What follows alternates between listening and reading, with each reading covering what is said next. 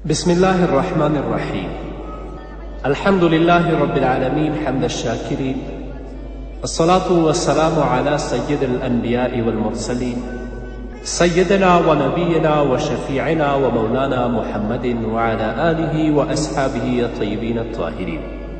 قدرمنو اوریدونکو د ژوند د لارې د خپرونې مینوالو په سلامونو او نیکو هیلو مو هرکلی کوم. ستاسو روغتیا او خوشحالي د پاک رب نه غواړم. دا دی زه محمد یاسین فهیم د ژوند د لارې د خپرونې په وړاندې کولو کې ستاسو په خدمت کې یم، په دې هیله چې دا خپرونه ستاسو د پام وړ وګرځي. قدرمنو اوریدونکو، زموږ د نننۍ خپرونې موضوع بیا هم د مخکینیو خپرونو پای دی.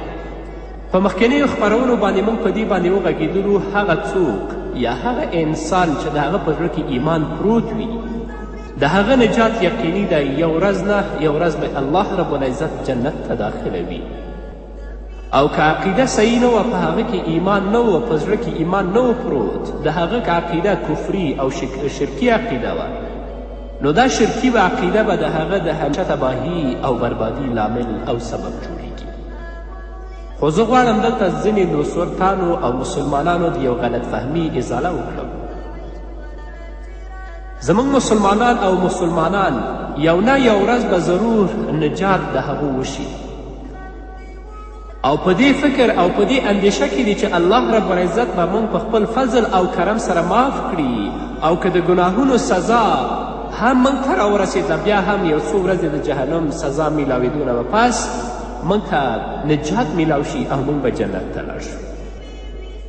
او په دې غلط فهمي کې پراته دي، بیا پرله پسې ګناهونه کوي، د توفیق دوی ته نه کیږي. نو بس دا خیال یې په زړه کې پروت دی چې کله خو به جنت ته داخلیږو، په دې فکر کې دي د ګناهونو په وجه دلته په دنیا کې هم مزې کوو، بیا د لږ شان سزا خوړو نه پس د آخرت مزې به موږ ته هم نصیب شي. دا د هغو غلط فهمي ده.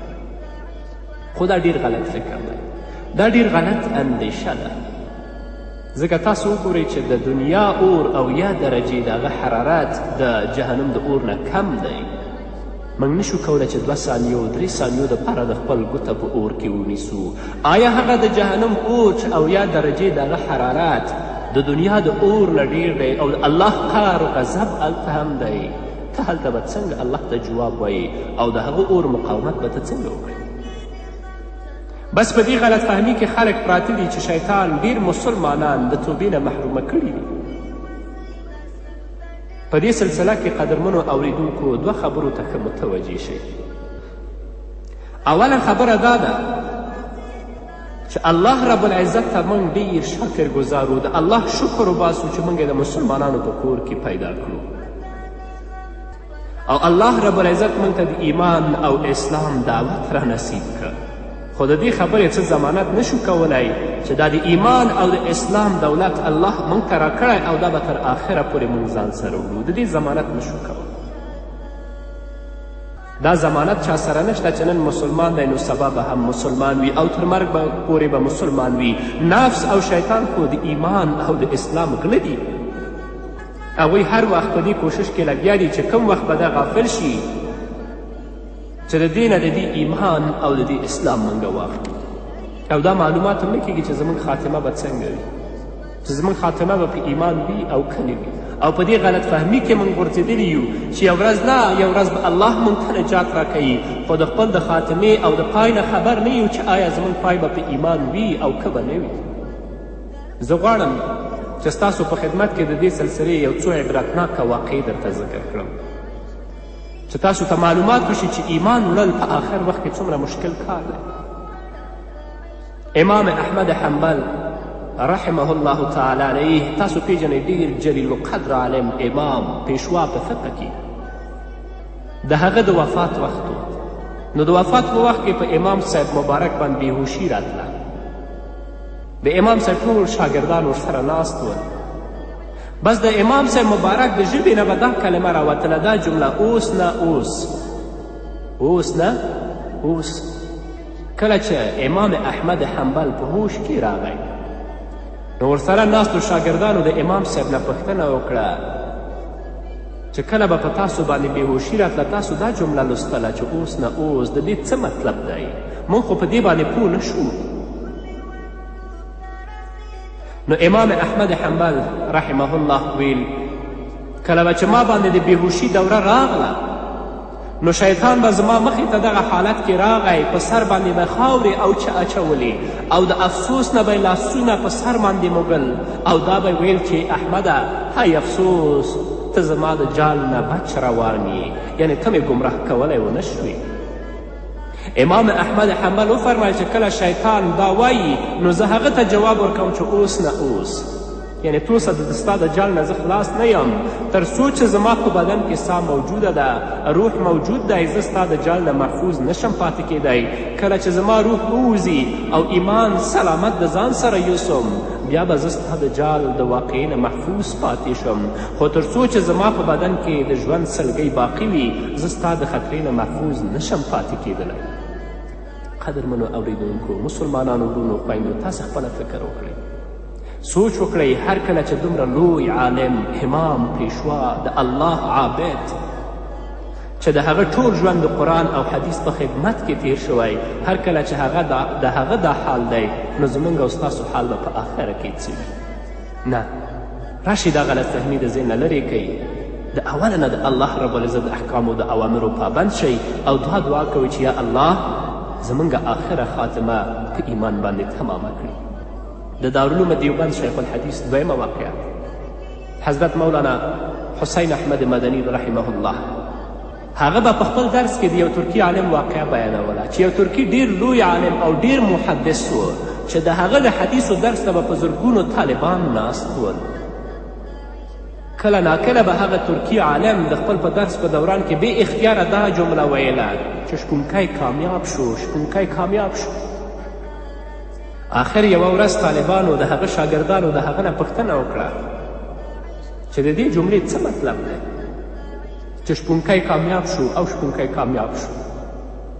هغه ترکی محدث او عالم د دې جملې پس منظر داسې بیان کړ چې یو ځلي د سفر په دوران کې زما شپه په ځنګل کې راغله، هلته یو شپونکی هم و چې د هغه سره د هغه څاروي هم ول، دواړو شپه یو ځای تیره کړه. دا د خدایي شان و چې هغه شپه د لیلة القدر شپه وه، د قدر شپه وه او د الله رب العزت انوارات محسوسېدل. ما او هغه شپونکي دواړو مشوره وکړه چې د قدر شپه معلومیږي څه خاص دعا نن د الله نه وغواړو چې الله زموږ دعا قبوله کړي.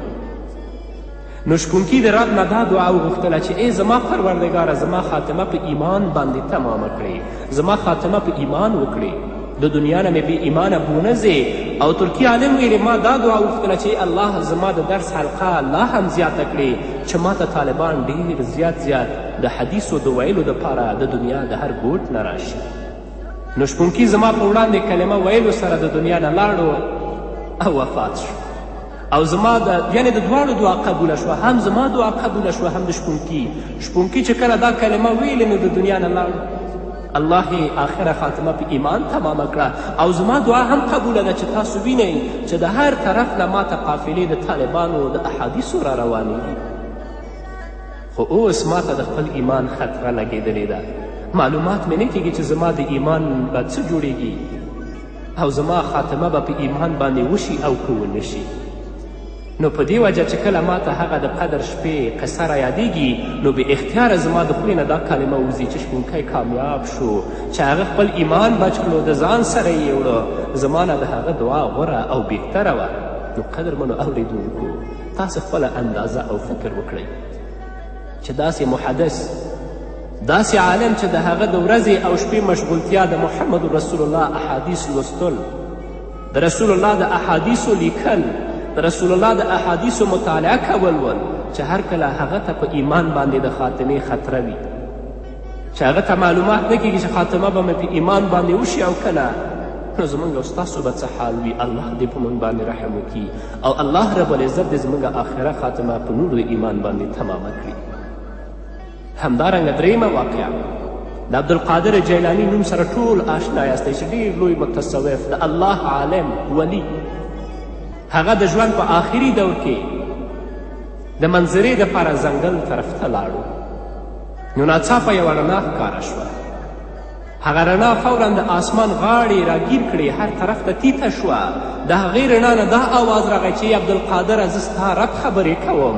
ای عبدالقادره تا د دین دپاره ډېر لوی مشقتونه او محنتونه برداشت کړي دي، ډېرې مجاهدې دې وکړې، اوس د نن نه پس ما تا ته منځونه روجې معاف کړي دي، د دین ټول احکامات مې ستا نه اوچت کړل، ستا چې څنګه زړه غواړي هېڅ ستا نه به پوښتنه نه کیږي، هماغسې کار کوه. د دې آواز اورېدو سره عبدالقادر جیلانی فورا ویل لا حول ولا قوة الا بالله العلی العظیم. ای مردوده لرې شه، ته ابلیس یې. الله رب العزت د خپل پیغمبر نه منځونه او روژې معاف نه کړل. د محمد رسول الله نه زیات دین دپاره محنت چا کړی او د هغه نه زیات د دین دپاره تکلیفونه چا پورته کړي دي؟ هر کله چې هغه ته هم الله تر آخره پورې منځونه او روژې معاف نه کړې، نو زه څوک یم چې الله ما ته منځونه او روژې معاف کړل؟ شیطان فورا چال بدل کړ. دوباره یې آواز ورکړو چې ای عبدالقادره نن ستا علم ته بچ کړې. ګڼې ستا نه مخکې اویا داسې پیران چې ځان ته به پیران ویلي وه چې هغوی په آخر عمر کې دغه شان ما ګمراه کړي ول، خو ستا علم ته زما نه بچ کړې. که چیرې ته عالم نه وای نو ته به هم ګمراه شوی وای. عبدالقادر جیلانی فورا وویل لا حول ولا قوة الا بالله العلی العظیم. ای ظالمه دا ستا دویمه حمله ده، زه خپل علم بچ نه کړم، یعنی زه خپل علم نه یم بچ کړی، بلکې خپل الله زه ستا د وسوسې او د ستا د دوکې نه ساتلی یم. که چیرې د الله توفیق راته نه وای میلاو شوی نو زه به هم په هغه ګمراه کیدونکو کې شامل وم چې تا ګمراه کړي دي. ډېر داسې پیران دي اوس یې موږ وینو چې بدعاتو خرافاتو شرکیاتو کې گیر دي او آخر شیطان د دنیا نه بې ایمانه بوځي. نو قدرمنو اوریدونکو دا دي د شیطان چلونه او دوکې. معلومات نشته چې څومره یې په آخر کې په دې دوکو سره مردود جوړ کړي او د دنیا نه بې ایمانه بولي او د رب د درګاه نه یې شړلي او محرمه کړي دي. الله رب العزت دې په خپل فضل سره زموږ او ستاسو حفاظت وکړي او آخره خاتمه دې زموږ الله ښه کړي. نو قدرمنو اوریدونکو دا غلط فهمي د ذهن نه لرې کړئ چې په دنیا کې به ګناه کوو، په آخرت کې به الله موږ جنت ته بیایي. چې په دنیا کې ګناه کوې معلومات نشته چې آخره خاتمه به ستا څنګه وي، چې الله رب العزت به تا بخي که دې نه بخي، ایمان به تا ته شیطان پرېږدي که دې نه پرېږدي. نو په دنیا کې تر خپل وسه پورې د الله د اوامرو او د محمد رسول الله د لارښوونو مطابق عمل کوه او دعا کوه چې الله په خپل فضل سره موږ معاف کړه او آخره خاتمه زموږ په ایمان کړه او د شیطان د وسوسو او د شیطان د هغه دوکو نه چې مسلمان په آخر کې بې ایمانه د دنیا نه بیایي موږ محفوظ وساته. څلورمه واقعه د امام فخرالدین رازي ده. د امام فخرالدین رازي نوم سره د هغه فقاهت سره او د هغه علم سره علما آشنا دي. ډېر لوی فلسفي عالم دی چې تقریبا تفسیر کبیر په څو جلدونو کې په متعددو جلدونو کې په 20 جلدونو کې هغه د قرآن تفسیر لیکلی دی. نو د امام رازي رحمت الله علیه د زنکدن وخت شروع شو، د وفات حالت یې نو شیطان هغه ته راغی. امام رازي ته یې ویلې چې امام صاحب تاسو عالم آخرت طرف ته روان یئ، رب سره ملاقات دپاره روان یئ، نو تاسې ووایئ چې د دنیا نه څه څیز خپل ځان سره وړئ چې هغه هلته ستاسو په کار راشي. امام رازي وفرمیل چې دا کلمه ورو چې لا اله الا الله محمد رسول الله د توحید کلمه ځان سره وړم او الله رب العزت د دې کلمې ویونکي دپاره د مغفرت وعده فرمایلې ده. شیطان ویلې ته د توحید قایل یې، آیا تا سره د الله په وحدانیت باندې څه دلیل هم شته؟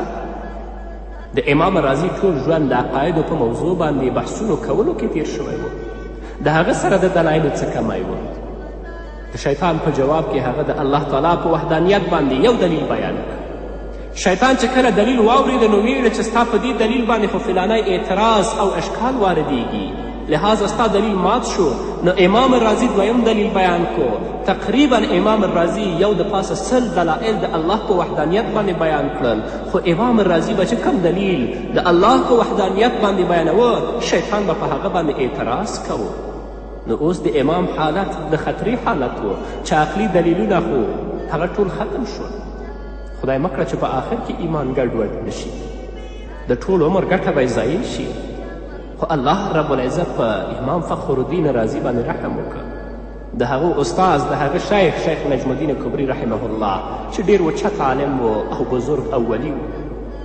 گویا چې امام رازي د هغه محسوس شو چې شیخ ورته ووایي چې ووایه چې زه الله تعالی بغیر د څه دلیل نه یو منم، الله منم یو دی خو بغیر د دلیل نه منم.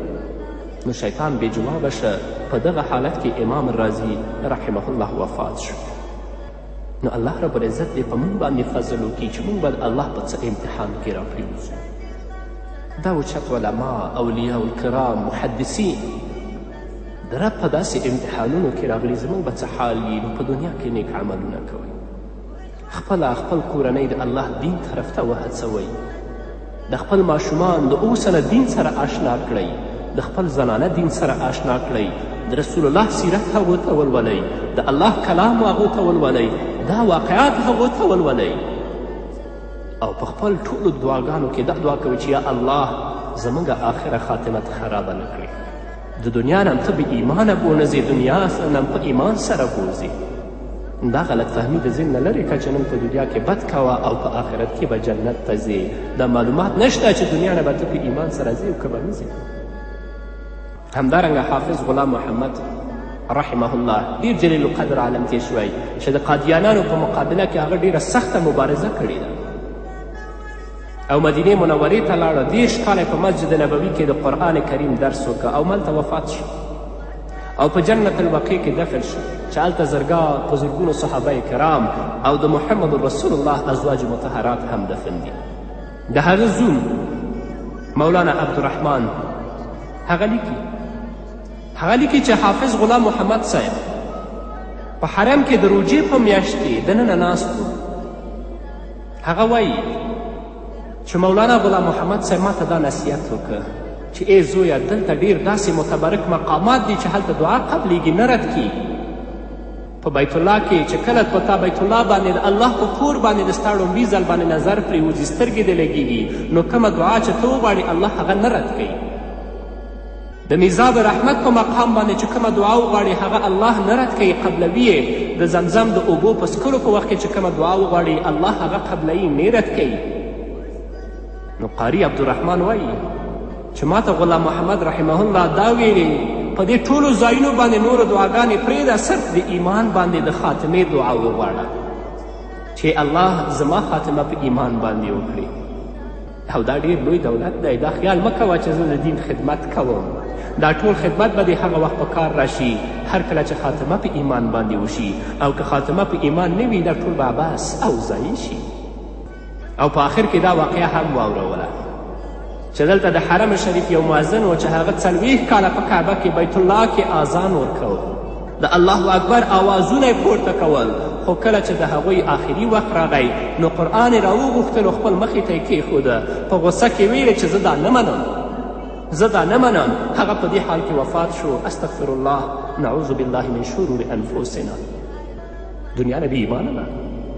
زما قدرمنو اوریدونکو، مسلمانانو ورونو خویندو، ډېر د ویرې مقام دی. په ژړا د الله نه په خیر سره د خاتمې او په ایمان باندې د خاتمې دعاګانې وغواړئ. دا ډېر لوی دولت دی. د ټول عمر محنت به دې په دې سره کامیاب شي او که خاتمه خرابه وه نو ټول محنت به دې ضایع شي. نو مسلمان دې په دې غلط فهمي کې نه مبتلا کیږي چې زه مسلمان یم، د مسلمانانو په کور کې پیدا شوی یم، کلمه مې ویلې ده، لمونځ کوم، روژه نیسم، بس اوس ما ته د جنت ټکټ راکول کیږي. نو په هر وخت کې ویرېږئ، په سلګو وجاړئ او په ایمان باندې د خاتمې اسباب اختیاروئ او د خاتمې خرابولو چې کوم اسباب دي د هغې نه ځان وساتئ. نو قدرمنو اوریدونکو، دا یو څو واقعات وو چې ما تاسو ته د عبرت لپاره بیان کړل. ډېر اهم او خاص واقعات پاتې شوي، انشاءالله هغه به په بلې خپرونه کې زه تاسو ته وړاندې کړم. نو الله رب العزت دې زموږ او ستاسو آخره خاتمه په نور د ایمان سره تمامه کړي. الله دې موږ او تاسو د دنیا نه په ایمان سره بوځي، د بې ایماني نه دې الله موږ وساتي او زموږ عقیده دې سالمه او صالحه هغه عقیده دې وګرځوي چې پکې د الله د وحدانیت عقیده، د محمد رسول الله د حقانیت او د رسالت عقیده پرته وي. نو دا وه زموږ نننۍ خپرونه چې ستاسو درانه حضور ته وړاندې کړه. تر بلې خپرونې پورې چې زه بیا هم ستاسو درانه حضور ته راځم، تاسو ټول په پاک رب سپارم.